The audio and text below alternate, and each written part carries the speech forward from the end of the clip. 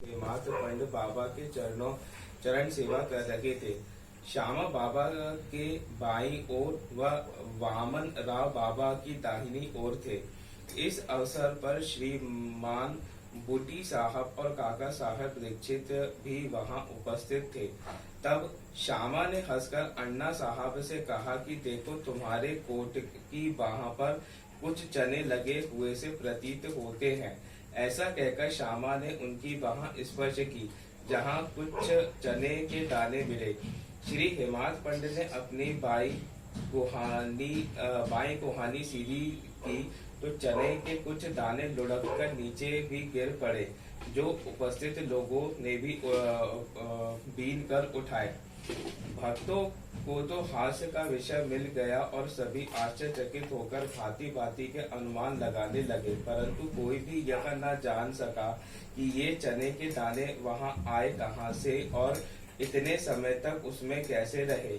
इसका संतोषप्रद उत्तर किसी के पास न था, परंतु इस रहस्य का भेद जानने के प्रत्येक उत्सुक था। तब बाबा कहने लगे कि इन महाशय अन्ना साहब को एकांत में खाने की बुरी आदत है। आज बाजार के दिन है और ये चने चबाते हुए ही यहाँ आए हैं। मैं तो इनकी आदतों से भली भांति परिचित हूँ और ये चने मेरे कथन के सत्यता का प्रमाण है। आज इसमें आश्चर्य की बात ही क्या है। हेमंत पंडित बोले कि बाबा, मुझे भी कभी एकांत में खाने की आदत नहीं है, फिर इस प्रकार मुझ पर दोषारोपण क्यों करते हैं। अभी तक मैंने शिरडी के बाजार के दर्शन भी नहीं किए तथा आज के दिन तो मैं भूलकर भी बाजार नहीं गया। फिर आप ही बताइए कि मैं ये चने भला कैसे खरीदता, और जब मैंने खरीदे ही नहीं तब उनके खाने की बात तो दूर की ही है। भोजन के समय भी जो मेरे निकट होते हैं उन्हें उनका उचित भाग दिए बिना मैं कभी ग्रहण नहीं करता। बाबा, तुम्हारा कथन सत्य है, परंतु जब तुम्हारे समीप ही कोई ना हो तो तुम या हम कर ही क्या सकते हैं। अच्छा बताओ, क्या भोजन करने से पूर्व तुम्हें कभी मेरी स्मृति भी आती है? क्या मैं सदैव तुम्हारे साथ नहीं हूँ? फिर क्या तुम पहले मुझे ही अर्पण कर भोजन किया करते हो? शिक्षा। इस घटना द्वारा बाबा क्या शिक्षा प्रदान कर रहे हैं, थोड़ा इस ओर ध्यान देने की आवश्यकता है। इसका सारांश यह है कि इंद्रियां, मन और बुद्धि द्वारा पदार्थ रसास्वादन करने के पूर्व बाबा का स्मरण करना चाहिए।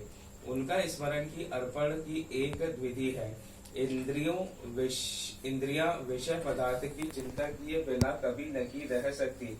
इन पदार्थों को उपभोग से पूर्व ईश्वरार्पण कर देने से उनकी आसक्ति स्वभावतः नष्ट हो जाती है। इस प्रकार समस्त इंद्रियां, क्रोध तथा तृष्णा आदि कुप्रवृत्तियों को प्रथम ईश्वरार्पण कर गुरु की ओर मोड़ देना चाहिए। यदि इसका नित्याभ्यास किया जाए तो परमेश्वर तुम्हें कुवृत्तियों के दमन में सहायक होंगे। विषय के रसास्वादन के पूर्व वहाँ बाबा की उपस्थिति का ध्यान आवश्यक रखना चाहिए। तब विषय उपभोग के उपयुक्त है या नहीं, यह प्रश्न उपस्थित हो जाएगा और तब अनुचित विषय का त्याग करना ही पड़ेगा। इस प्रगति कुप्रवृत्तियां दूर हो जाएंगी और आचरण में सुधार होगा। इसके फलस्वरूप गुरु प्रेम में वृद्धि होकर शुद्ध ज्ञान की प्राप्ति होगी। जब इस प्रकार ज्ञान की वृद्धि होती है तो दैहिक बुद्धि नष्ट हो चैतन्य धन में लीन हो जाती है। वस्तुतः गुरु और ईश्वर में कोई पृथकत्व नहीं है, और जो उन्हें विभिन्न समझता है वह तो मेरा अज्ञानी है तथा उसे ईश्वर दर्शन होना भी दुर्लभ है। इसलिए समस्त भेदभाव को भूलकर गुरु और ईश्वर को अभिन्न समझना चाहिए। इस प्रकार गुरु सेवा करने से ईश्वर कृपा प्राप्त होना निश्चित ही है, और तभी वे हमारे चित्त शुद्ध कर हमें आत्मानुभूति प्रदान करेंगे। सारांश यह है कि ईश्वर और गुरु को पहले अर्पण किए बिना हमें किसी भी इंद्रियाग्राह्य विषय में रसास्वादन न करना चाहिए। इस प्रकार अभ्यास करने से भक्ति में उत्तरोत्तर वृद्धि होगी।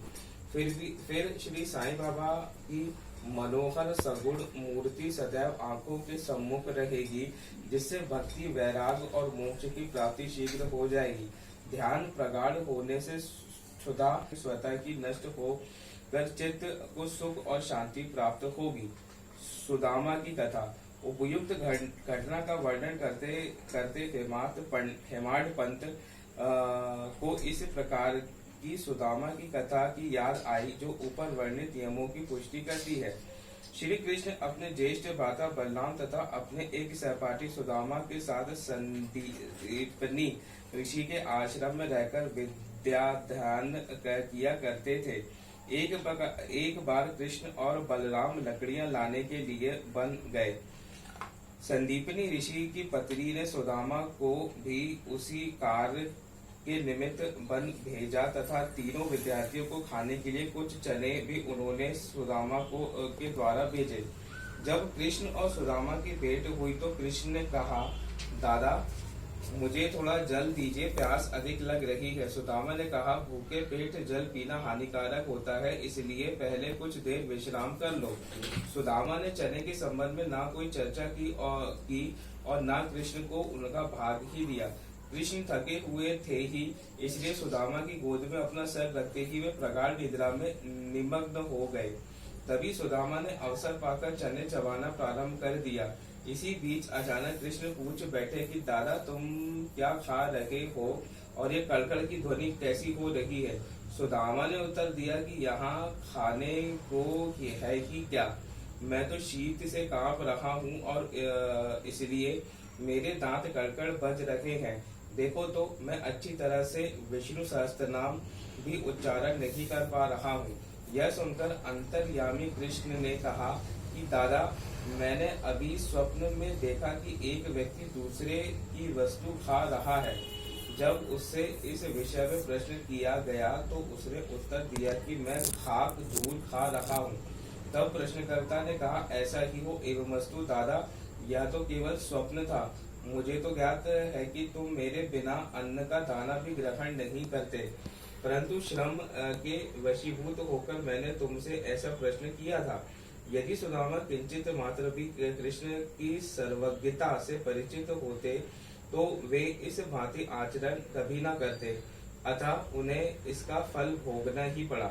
श्री कृष्ण के लंगोटिया मित्र होते हुए भी सुदामा को अपना शेष जीवन दरिद्रता में व्यतीत करना पड़ा, परंतु केवल एक ही मुट्ठी रूखे चावल पोहा जो उनकी स्त्री सुशीला ने अत्यंत परिश्रम से उपार्जित किए थे, भेंट करने पर श्री कृष्ण जी बहुत प्रसन्न हो गए और उन्हें उसके बदले में सुवर्ण नगरी प्रदान कर दी। जो दूसरों को दिए बिना एकांत में खाते हैं, उन्हें इस कथा का सदैव स्मरण रखना चाहिए। श्रुति भी इस मत के प्रतिपादन करती है कि प्रथम ईश्वर को ही अर्पण करे तथा उच्चिष्ट हो जाने के उपरांत की उसे ग्रहण करे। यह शिक्षा बाबा के हास्य के रूप में दी है। अन्ना चिंचड़ीकर और मौसीबाई।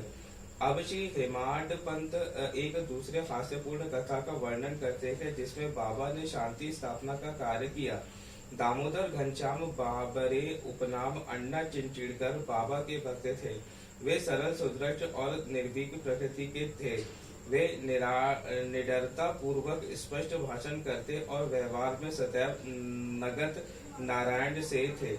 यद्यपि व्यवहारिक दृष्टि से वे रूखे और असहिष्णु प्रतीत होते थे, परंतु अंतःकरण से कपटहीन और व्यवहार कुशल थे। इस कारण उन्हें बाबा विशेष प्रेम करते थे। सभी भक्त अपनी अपनी इच्छानुसार बाबा के अंग को दबाते रहते थे। बाबा के हाथ खड़े पर रखा हुआ था। दूसरी ओर एक वृद्ध विधवा उनकी सेवा कर रही थी, जिसका नाम वेणुबाई कौजलगी था। बाबा उन्हें माँ शब्द से संबोधित करते तथा अन्य लोग उन्हें मौसीबाई कहते थे। वे एक शुद्ध हास्य की वृद्ध महिला थी। वे उस समय दोनों हाथ की उंगलियां मिलाकर बाबा के शरीर को मसल रही थी। जब वे बलपूर्वक उनका पेट दबाती तो पेट और पीठ का प्राय एकीकरण हो जाता था। बाबा भी इस दबाव के कारण यहाँ वहाँ सरक रहे थे। अन्ना दूसरी ओर सेवा में व्यस्त थे। मौसी बाई के सिर के हाथों के परिचालन क्रिया से साथ नीचे ऊपर हो रहा था। जब इस प्रकार दोनों सेवा में जुटे थे तो अनन्यास की मौसी बाई का मुख अन्ना के अति निकट आ गया। मौसी बाई विनोद प्रकृति के होने के कारण ताना देकर बोली कि यह अन्ना बहुत बुरा व्यक्ति है और यह मेरा चुंबन करना चाहता है। इसके केश तो पक गए हैं, परंतु मेरा चुंबन करने में इसे तने की भी लज्जा नहीं आती है। यह सुनकर अन्ना क्रोधित होकर बोले, तुम कहती हो तो मैं एक वृद्ध और बुरा व्यक्ति हूँ? क्या मैं मूर्ख हूँ?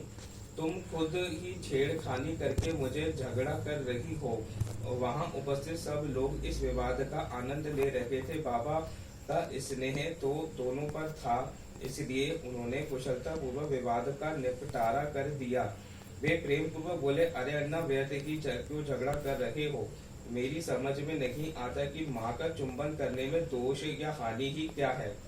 बाबा के शब्द को सुनकर दोनों शांत हो गए और सब उपस्थित लोग जो भरकर ठाका मारकर बाबा के विनोद का आनंद लेने लगे। बाबा की भक्त परायणता। बाबा भक्तों को उनकी इच्छानुसार की सेवा करने दिया करते थे